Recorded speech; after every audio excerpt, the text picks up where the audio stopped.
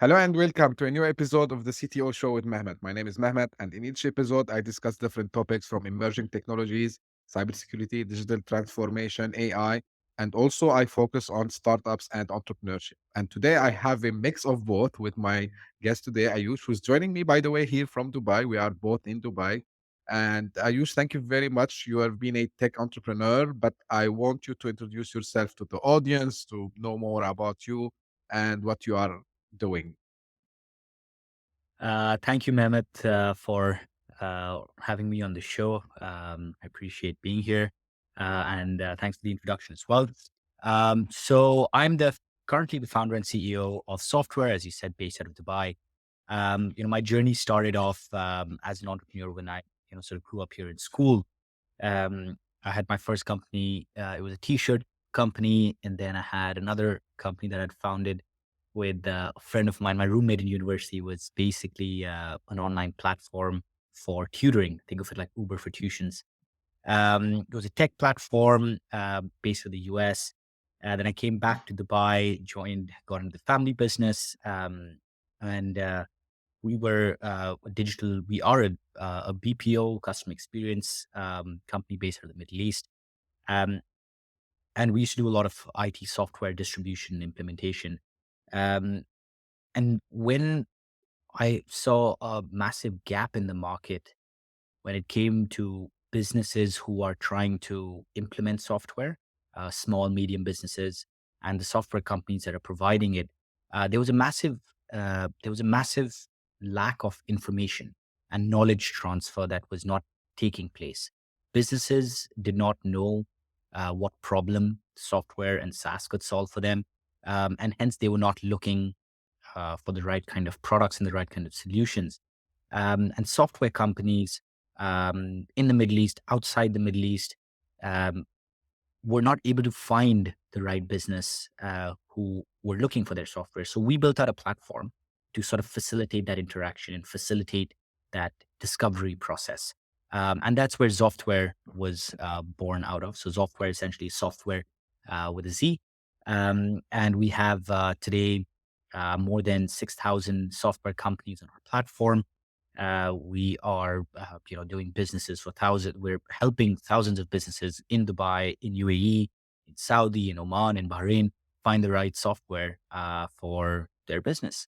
And all the software companies within UAE, outside of UAE, we're helping them gain more visibility, find more, generate more business, um, and get the word out there of the awesome problems that all of them are solving, which is amazing.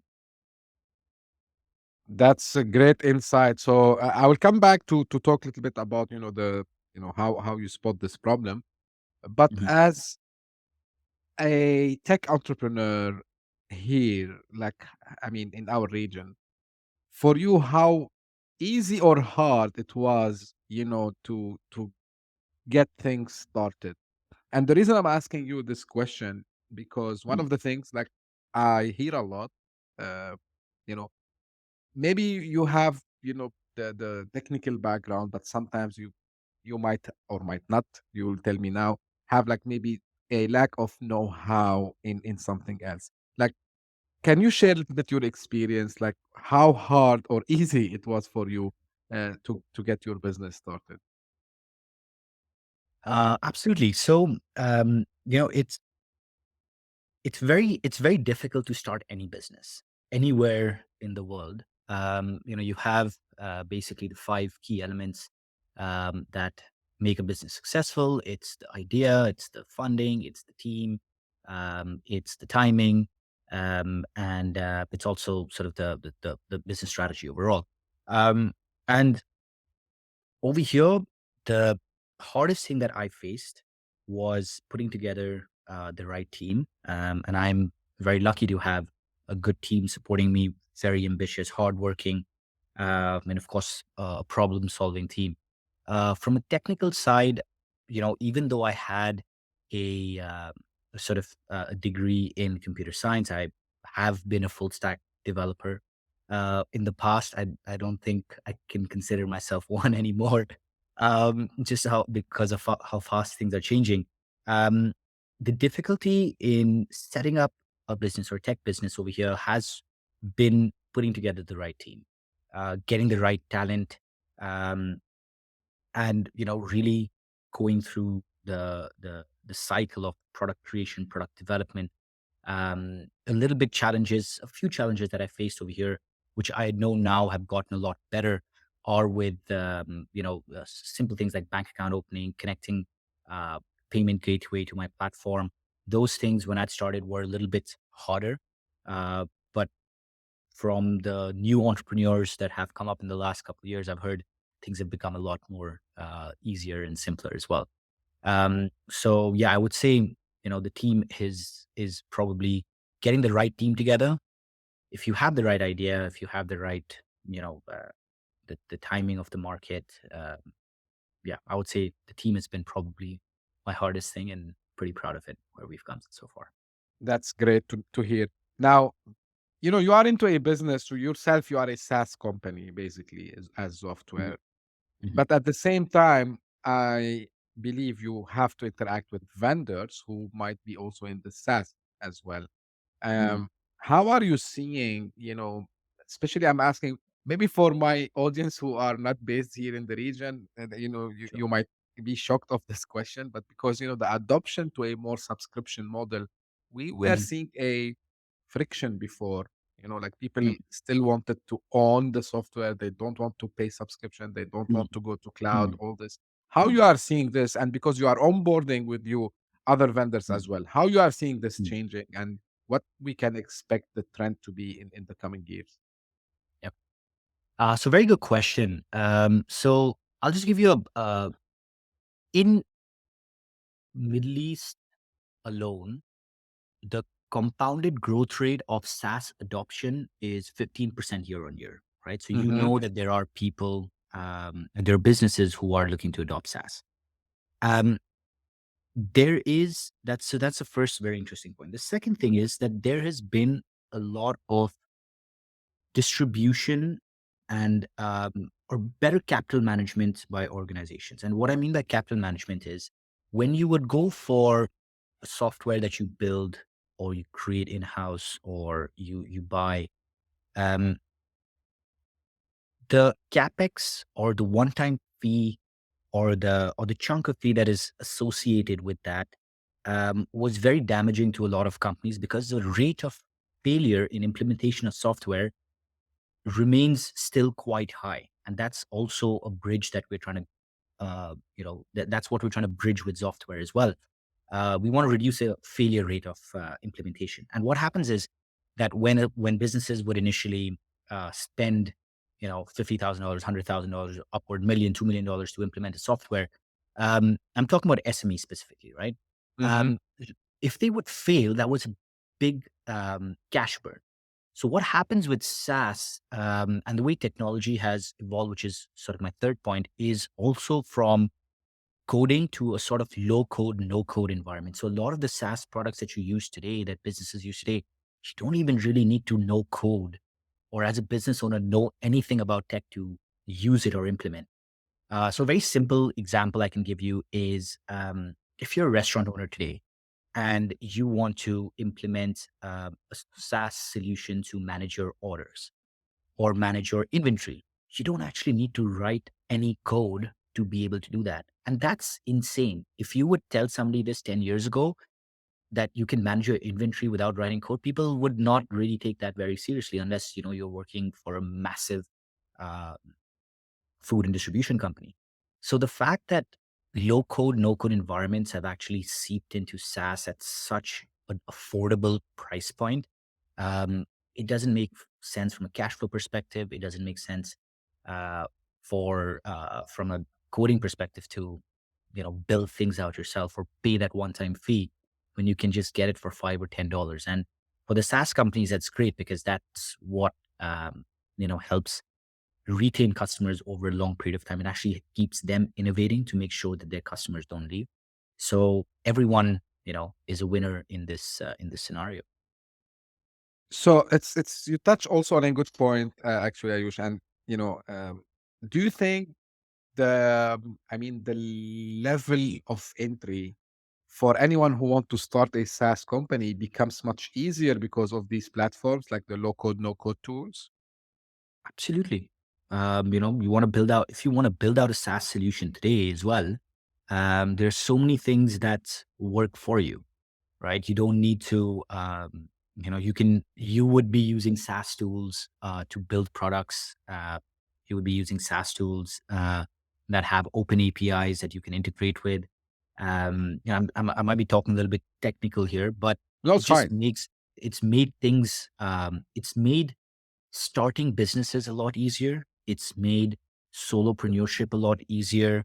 Um, and that's what beauty is. And the price point, again, I stress on this a lot. You'd see, um, if you go to SaaS companies today, if you want to be a designer, Photoshop, if you want to be, podcast host, StreamYard, there's so many things that are making the ease of doing business a lot easier, and that's all in the world of SaaS. Yeah, and actually, I wanted to add to what you said. So I have the technical background, like back in when I was in college, I studied, coding and all this. But Mhm, I was, like curious to know more about this low code, no code, and I was very mhm, surprised. And maybe for me, yeah, it's easy because I have the technical background. But mhm, I attended a cohort actually, and I was very shocked. Like people who they are not even from a technology background. Of course, they know how to use the mhm, basics, and they were mhm, building things which are fascinating. Like, and this is it's as you said, it's like, he- sorry, helping solopreneurship, to flourish over there. Now, here, but the point that I want to ask you about, like, okay, we can create SaaS, right? Whether with code, no mhm, code, or whatever.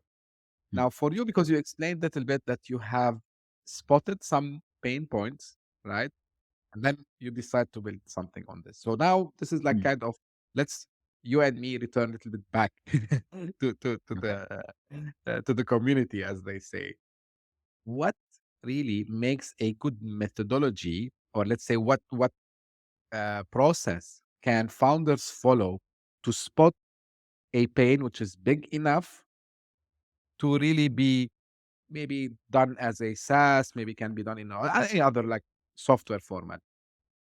How you can spot these problems. So for I'm asking this question, so maybe someone is listening or watching this, Mhm, and they said, mhm. I want to start a SaaS business. So where should they start to look for problems? Okay. Very good question. And this is a question of ideation, right? So when everybody um, has exposure to something, that something is what they do in their daily life. So um, somebody could be a chef, somebody could be a restaurant owner. They could be working in a movie theater. They could be driving a car. They could be doing anything, right? So somebody's whenever you are in whatever you're doing in your daily life, where you're spending a lot of time, you become a you become an expert at doing that, and you are understanding the problem that not just you as a person are facing doing that role, but anybody else in a similar position would be facing that problem.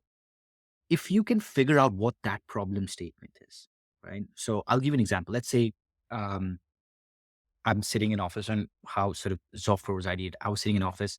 I wanted to implement a CRM for my family business, Data Direct, and I went out. I Googled top 10 CRM.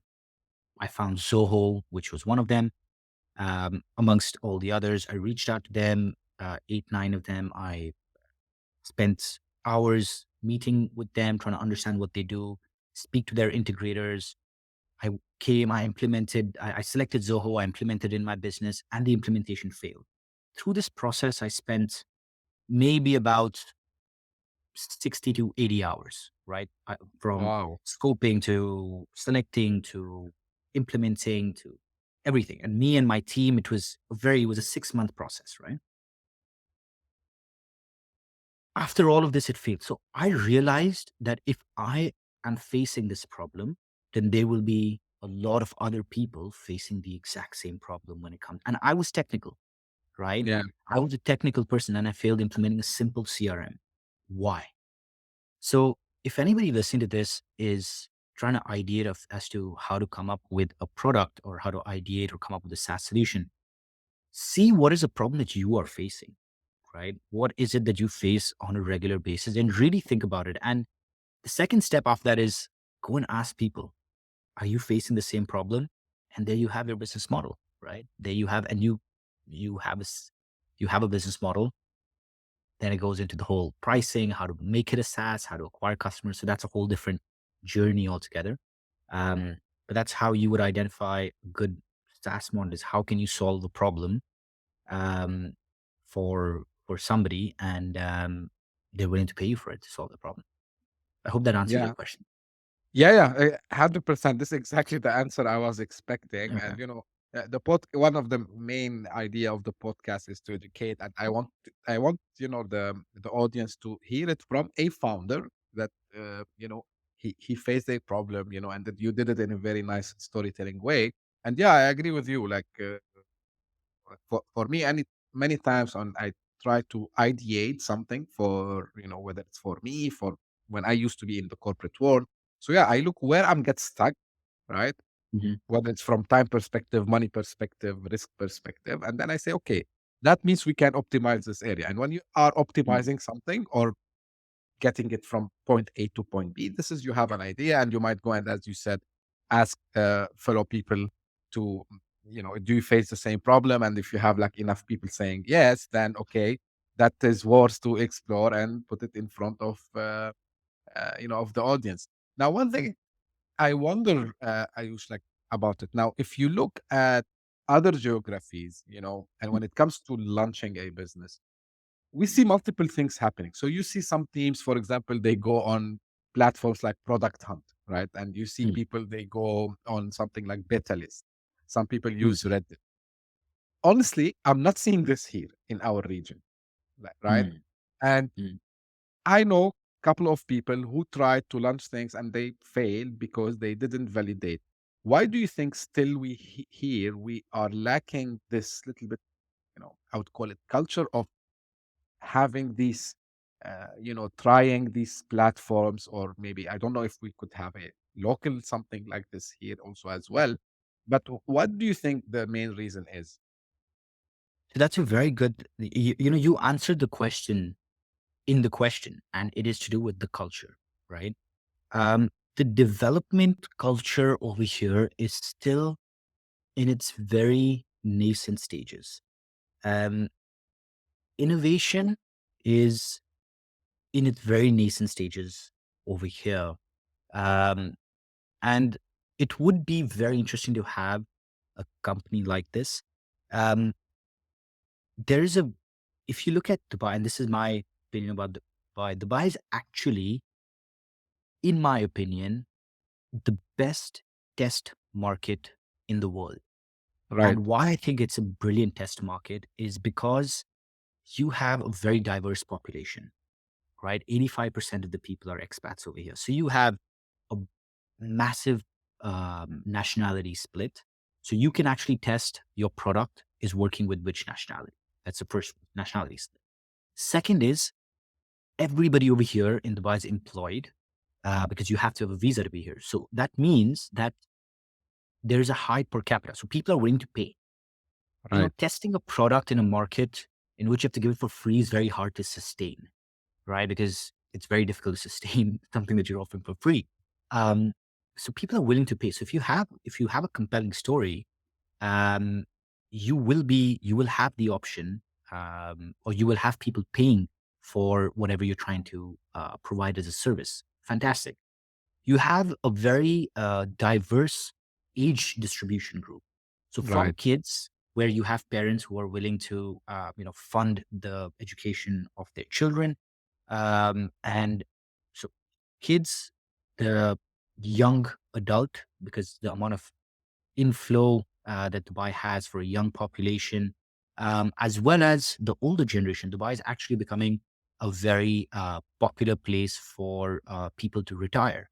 So you have a fantastic age, a very balanced age distribution network as well. Unlike places like Japan, for example, that's an aging population. China's an aging population. People Right. are moving out. You have a good age distribution. You have a fantastic nationality split, and you have a good distribution of income. So when it comes to actually testing a product over here, it's a phenomenal test mark, right? You can test your product with any demographic to make to from somebody who's maybe labor class all the way to somebody who is ultra high net worth. You have the option to test that product over here. So I think it's fantastic.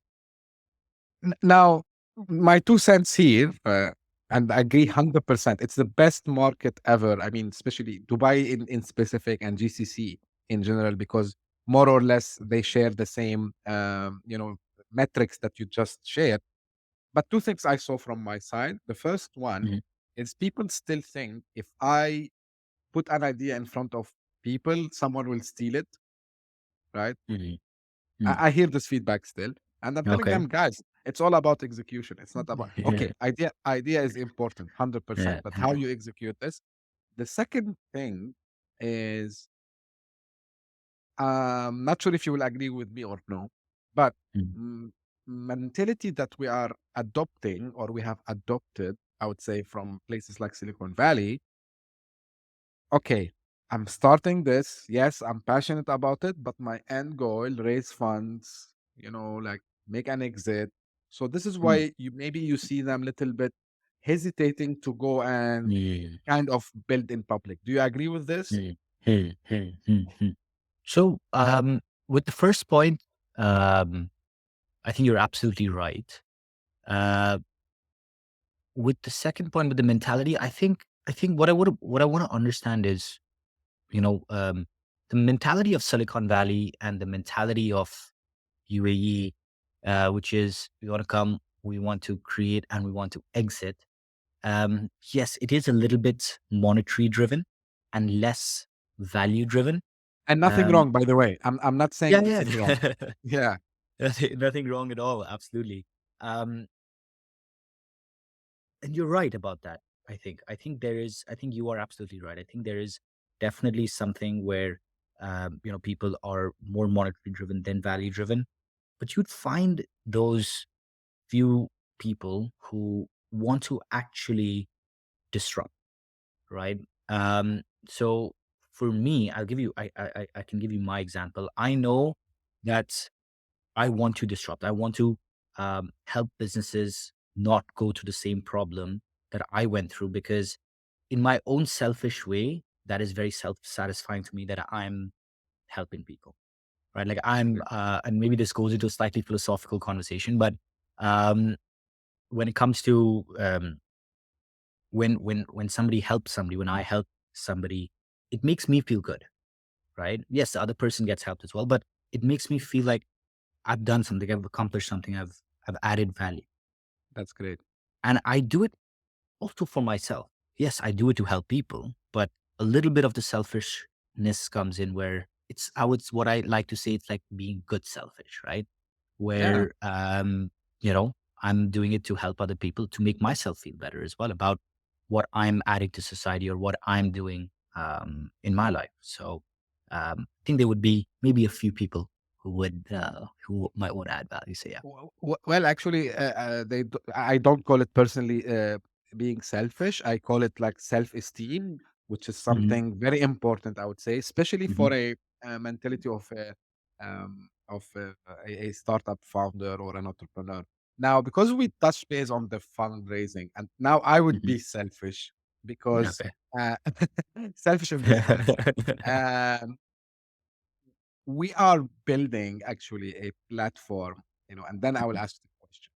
We're so, Mm, one of the main also pain points I'm seeing is, getting funds, right? mm, Because mm, sometimes not all cases you can bootstrap your business for mm, different reasons. Maybe you don't have mhm, enough money in the first place. You have a great mm, idea. You don't, you need some help. So, mm, right. So I'm trying to with a friend to build this platform where we can let entrepreneurs or founders get connected to investors and then talents and so on. mhm, Now, from your experience, right? And you have built a couple of startups, and you Mhm. have the business now. Um, like how you know you can explain to the audience your experience with fundraising, right? And what advice you can give for them if they are looking to raise capital. Okay. So, the first thing what I realized when I started fundraising is that investors today, it depends who you're talking to, right? So you have your angels, you Right. have your VCs, you have your, when you go institutional, then you have your private equity, stuff like that, your large funds. So, and then your general public when you, of course, go IPO. So let's talk private markets, right? Angel investors today find it very difficult to get connected with the right startup Hmm. because they are very limited to their network. So angels are constantly looking at ways to find a pool of startups so that they can select which they feel is a good one to invest in. So that's a big problem faced by angels. The network today in between the VCs, at least in the Middle East, is a little bit smaller. So when a Hmm. deal comes to one, it sort of gets floated around the others. So the venture capital space still knows a little bit about what's going on. So it's really the angels that find it difficult to get connected with the right startup. On the startup side, um, funding today in 2023 is a little bit more difficult because of the interest rates that have gone up. So valuations have been cut. Founders don't want to Right. give up too much equity. So there is a little bit of shortage. I wouldn't say a shortage of funds, but it's more the valuations that founders were seeing in 21, 22, 2020, 21, 22 are not the same in 2023. And you could expect that through 2023, hopefully by the end of this year, sometime early 24 or mid 24, you'll see the valuations going up a little. Funding still is a little bit of a challenge. I know the government is trying a lot over here to promote funding. They've come up with a few funds themselves. And they realize that the SME, the small, medium businesses, the startups, that is the backbone of any Hmm. economy, right? Correct. And that's what they're trying to promote in this market.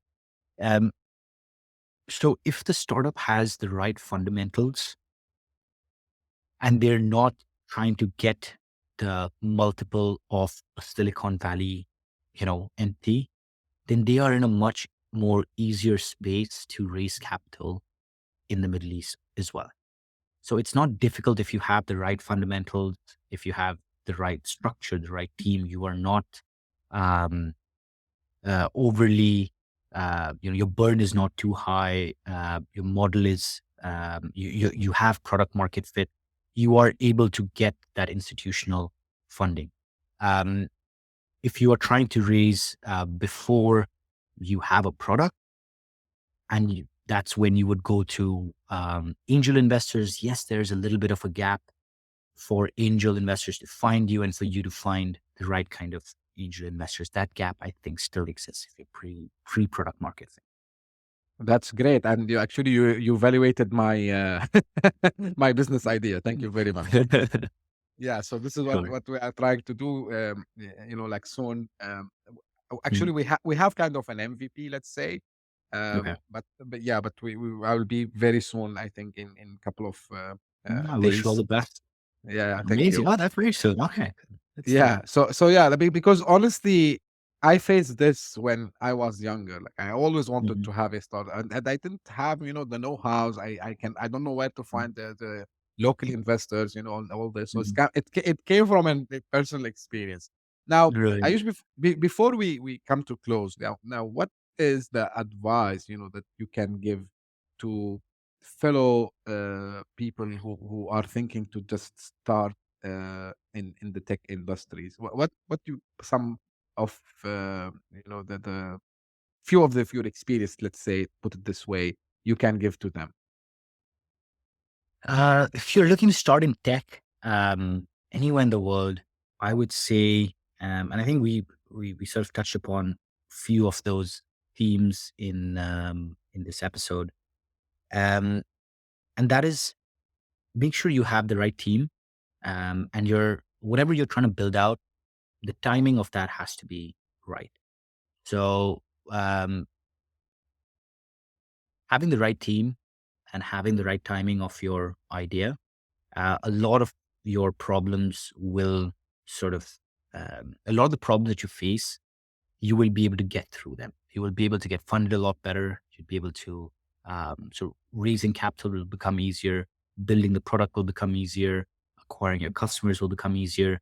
So a lot of the issues that you face in terms of the initial, let's say the cold start, as Andrew Chen calls it, a lot of those things get solved with just these two things. So in the ideating phase, in the time when you're looking to first, when you're looking to build a company, spend time getting the right people and making sure that the timing is good of your product. So, reach out to your potential customers early on.